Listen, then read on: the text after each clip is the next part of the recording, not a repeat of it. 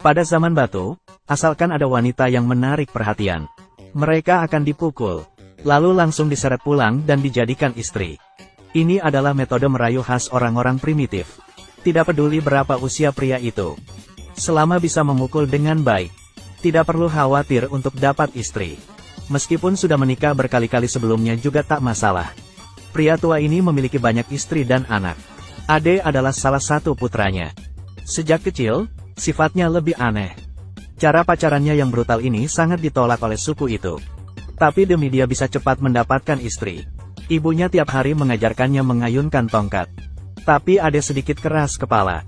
Dia berharap bisa membuat orang jatuh cinta dengan ketulusannya. Saat dewasa, dia bertemu dengan wanita yang dia sukai saat kecil. Dia tidak tega memukulnya. Walaupun sudah dewasa, tapi masih ada rasa kikuk bagi dia saat melakukan segala hal. Saat minum di tepi sungai dia masih bisa dijepit oleh kepiting. Bahkan tidak bisa menangkap ikan dengan tombak. Dia benar-benar payah. Wanita yang di pinggir bahkan menertawakannya. Sebaliknya, abangnya memang hebat. Dia tidak pernah gagal menangkap ikan. Selalu dipuji oleh para gadis. Saat Ade melihatnya, dia mengeluarkan jalanya. Bersiap memamerkannya pada wanita itu.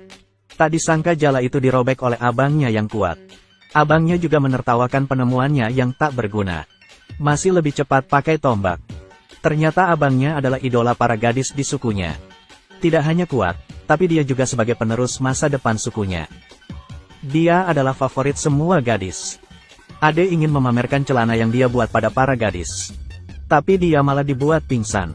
Kemudian dia membuat sepeda dari salur pohon. Bersiap mengajak calonnya jalan-jalan. Saat dia naik, semuanya hancur berantakan karena tekanan. Tapi, ini menarik perhatian seorang gadis. Jadi dia memberitahu Ade jika ingin melamar seorang wanita. Pukul saja dengan kuat menggunakan tongkat. Bahkan dia mendemonstrasikannya pada Ade sendiri. Tapi sangat tidak disangka saat dia bersiap memukulnya. Abangnya tiba-tiba muncul dan langsung memukul gadis itu. Tidak pernah menyangka. Disingkirkan abangnya dan menjadi iparnya. Hal ini membuat Ade semakin rendah diri. Saat dia melamun sendirian di tepi sungai, dia melihat pria tua berusia 90-an di seberang. Ternyata mencari pasangan dengan tongkat. Melihat kejadian ini, dia semakin sedih. Tapi, kehadiran seorang wanita membuat matanya berbinar. Kali ini dia memutuskan untuk mengambil tongkat. Berjalan mengarah ke wanita itu. Langsung memukul wanita itu hingga pingsan. Ade terkejut saat melihatnya jatuh ke jurang. Begitulah perjuangannya menemukan gadis itu. Inilah hasil akhirnya. Hari ini, seluruh anggota suku pergi berburu. Ade memakai topi dari kulit pohon. Tapi topi yang dia buat terlalu besar dan menutup matanya. Bergerak pun jadi tidak nyaman. Abangnya yang marah langsung membuang topi itu. Lalu memberitahu orang-orang suku untuk melanjutkan perjalanan. Tak lama berjalan, mereka menemukan kaki raksasa di tanah. Mereka berdiskusi hewan apa yang meninggalkan itu. Celana Ade kemasukan ular kecil. Ular menggigit secara sembarangan dalam celananya. Perasaan itu seketika membuat dia menari sambil berjalan. Abangnya melihatnya Ade yang mempermalukan dirinya. Lalu langsung membuang celana itu. Ade bergegas mengejarnya, tapi terjatuh di atas kotoran sapi. Dia yang marah bersiap untuk pergi. Seekor mamut muncul di hadapannya. Setelah pertarungan sengit, mereka berhasil menangkap mamut itu. Saat malam mereka kembali dan mengadakan perayaan. Ade juga diberi tulang yang besar untuk dimakan.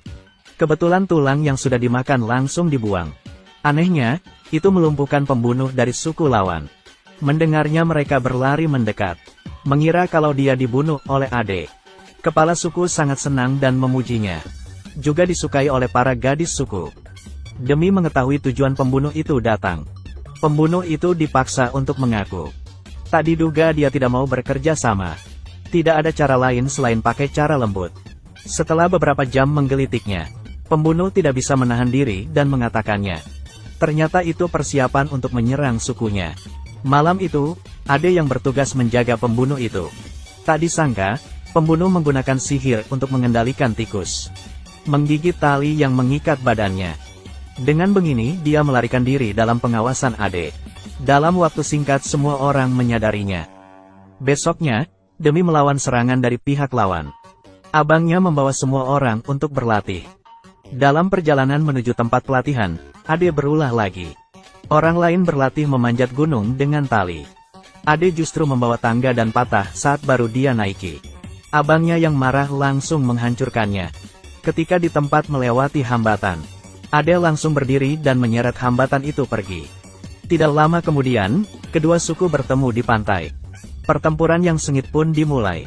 Belum lama pertempuran, tongkat Ade sudah direbut orang lain. Saat dia berbalik badan, kacamatanya terjatuh ke tanah. Saat dia panik mencari kacamatanya, perang sudah berakhir.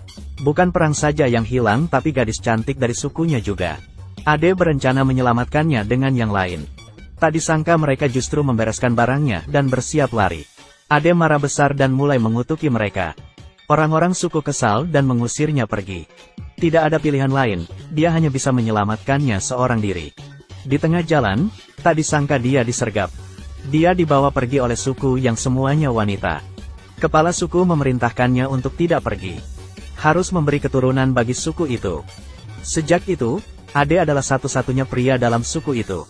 Walaupun tubuhnya kuat, Ade hanya bisa bertahan selama 15 hari. Tiba-tiba pada suatu hari dia bisa melarikan diri. Sekali lagi, dia pergi menyelamatkan gadis itu. Setelah beberapa hari menghadapi bahaya, akhirnya dia menemukan sarang musuh. Dia mendekati gadis yang dia sukai itu, menceritakan kesulitannya selama dia dalam perjalanan menyelamatkannya. Saat di bagian emosional, Ade tidak bisa menahan untuk mencium dia. Tapi gadis itu justru menolaknya. Ternyata gadis itu sudah nyaman di sini.